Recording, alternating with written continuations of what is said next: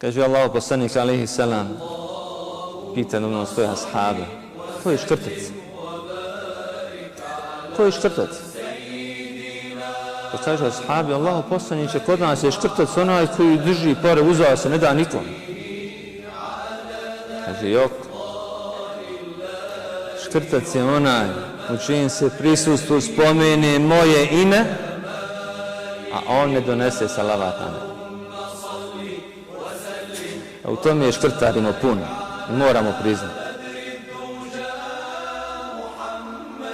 Zbog čega si škrtat? Zato što sebi uskraćuješ dobro. Dakle, spomeni se ime Allaha poslanika, ti šutiš. A znaš, ako doneseš salavat na njega, Allah će donijeti na tebe 10 salavata.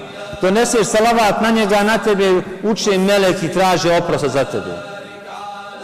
Dakle, škrtac je u biti onaj koji škrtari od sebe. Nije ćeš sebi dobro, a vratiti dobro otvoreno. Stoga, draga braćo, uvijek kad se spomene ime Allahova miljenika, nemojte da vam bude teško. Ako treba i naglas izgovori, pa dok onaj koji drži predavanje nek malo stane dok svi kažu u glas salavat.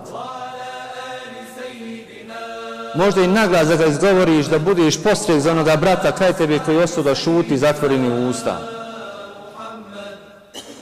Navikajmo našu djecu na to.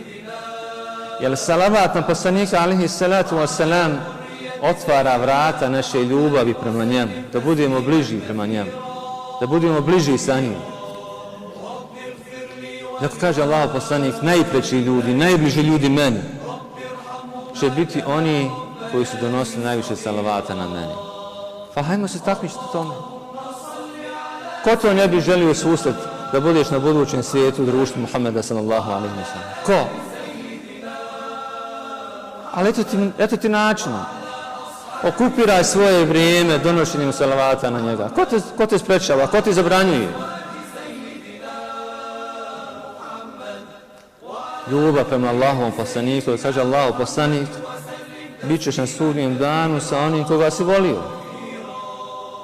Pa ako volimo Allahova miljenika Muhammeda alejhi salatu wassalam, donosimo što više salavata na njega. I neka nam to nikada ne bude dosadno.